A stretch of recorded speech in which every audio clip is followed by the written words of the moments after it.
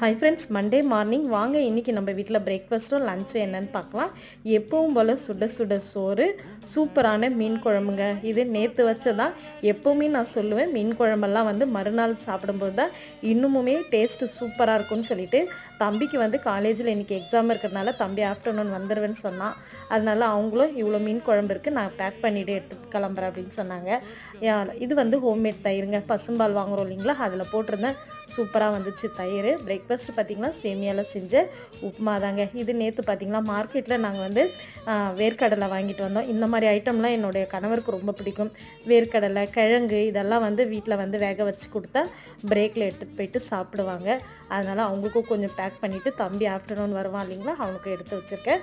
Daily ஒரு ஃப்ரூட்டில் பச்சை வாழைப்பழம் தாங்க. இது ரொம்பவே நல்லது இல்லைங்களா, இந்த கிளைமேட்டுக்கு வந்து இந்த வெயிலுக்கு ரொம்ப ரொம்ப நல்லது பச்சை வாழைப்பழம். நீங்கள்லாம் என்ன செஞ்சீங்கன்னு சொல்லுங்கள். பாய்.